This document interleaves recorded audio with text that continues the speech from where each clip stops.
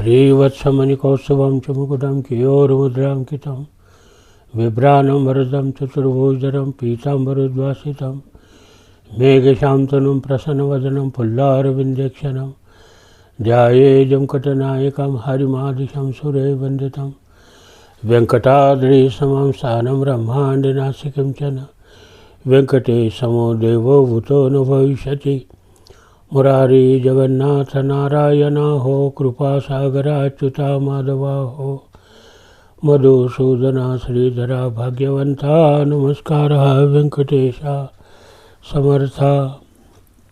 रसिको, आज मी तुम्हाला कर्क राशीची माहिती देत आहे. राशीचक्रात 90 ते 120 अंशापर्यंतचे क्षेत्र कर्क राशीचे मानले जाते. या राशीचे चिन्ह आहे खेकडा. खेकडा हा जलचर प्राणी आहे. या राशीत पुनर्वसू 1/4 भाग, पुष्य आणि आश्लेषा या नक्षत्राचा समावेश असतो.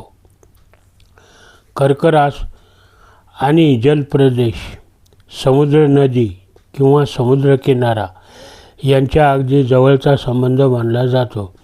या राशीवर संक्रमण करताना रवी उत्तर गोलार्धाकडून दक्षिणेकडे जाताना जाणवतो. त्यावेळी सूर्याची तप्त किरणे समुद्रावर पडतात. त्यामुळे श्रावणात घनघोर पावसाचे वातावरण तयार होते. ही रास सहानुभूती, सुकुमारता आणि मनमिळाऊपणे प्रतीक मानली जाते. पृथ्वीवर या राशीचे स्थान उत्तरेकडे विषुवरेषेपासून 24 अंश ते 20 अंशापर्यंत निश्चित केलेले आहे. ही रास शरीर असणारी प्रवासी आहे. ही स्त्री रास असून धातुसंज्ञक आहे. या राशीचे निवासस्थान उत्तर दिशेला सरोवर, बाण, जलाशय, समुद्र या ठिकाणी असते.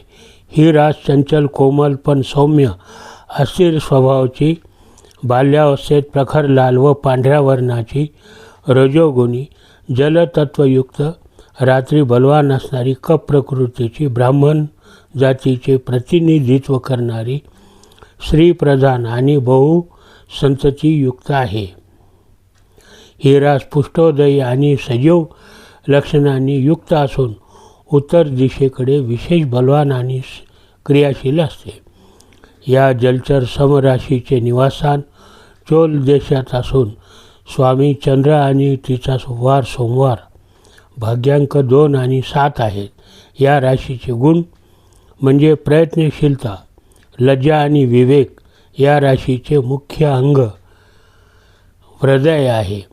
ते खेकड्याच्याच आकाराचे असते. चीन, Scotland, New Zealand, Canada, Russia, Algeria, New York, Sindh, Kutch, Gujarat यांची कर्क रास आढळते. या राशीचे मुख्य द्रव्य उत्तम प्रकारचे अन्न, फळे, किराणा सामान, चहा, चांदी, पारा, वाणिज्य, जल वाहतूक आणि नौसेना विभाग कार्याचे प्रतिनिधित्व कर्क रास करते. पूर्व क्षितिजावर या राशीचा उदय होताना जन्माला आलेली व्यक्ती मध्यम बांध्याची, सुदृढ, गौरवर्णी, सुंदर चेहऱ्याची, तापट, परिवर्तनशील विचाराची असते. या राशीची माणसे बुद्धिमान, उदार, विशाल हृदयाची, मोकळ्या मनाची, धनवान, निसर्गप्रेमी, प्रवासाची आवड, जलसंबंधी व्यवसायाची आवड, विलासी, भावनाशील, कल्पनाशक्ती विकसनशील असते. परिश्रमी, न्यायी, वेळेनुसार काम करणारी, नीती आणि कायद्याची माहिती असणारी, कायद्यात पदवी मिळवणारी, राजकारणात यशस्वी अशी असतात. त्यांच्यावर स्त्रियाचा विशेष प्रभाव पडतो, पण प्रेमात मात्र अपयश लाभते. कर्क राशीची बरीच माणसे 2 प्रकारच्या व्यवसायात फायदा मिळवतात. कर्क लग्न असणाऱ्या व्यक्तीचा भाग्योदय 16, 22, 24, 28, 32, 47 या वर्षी होतो. कर्क लग्न असणाऱ्या व्यक्तींना जलोत्पन्न वस्तूच्या व्यवसायाने किंवा शिक्षणाने लाभ होतो. चंद्र प्रबळ असेल तर ती व्यक्ती राज्याधिकारी, डॉक्टर, इतिहासकार, राजकीय पुढारी, मंत्री, अध्यापक, विविध दुर्लभ वस्तूचे संकलन करणाऱ्या, नौसैनिक, कॅप्टन, विद्वान, भाषातज्ञ, गॅजेटेड ऑफिसर या पदावर आढळतात. रवी या राशीत श्रावण महिन्यात असतो.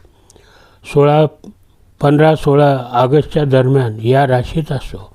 कालावधीत जन्माला आलेल्या व्यक्ती तिखट स्वभावाच्या, निरुत्साही, जलप्रवासी, आवड असणाऱ्या, चंचल, मित्तलवेयी आणि कायदा जाणणाऱ्या असतात.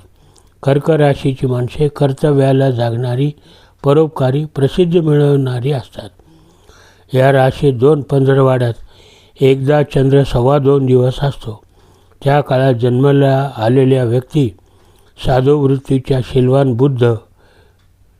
शीलवान, शुद्ध चित्त, कवी असणाऱ्या, निसर्गप्रेमी, प्रवासाची आवड असणाऱ्या, वक्ता, घरगुती कार्यात कुशल. चंद्राच्या प्रभावाने अशा व्यक्ती कामांध, संशयी असतात. त्यांना पुरातत्व, लेखन आणि ज्योतिषी याची आवड असते.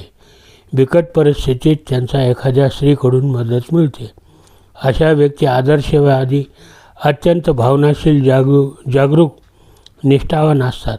त्या कुटुंब, घर, आई आणि राष्ट्र यांच्यावर प्रेम करणारे असतात. त्यांना सगळीकडे प्रतिष्ठा लाभते. ते जितके लवकर संतापतात तितकेच लवकर शांतही होतात. नारायण नारायण.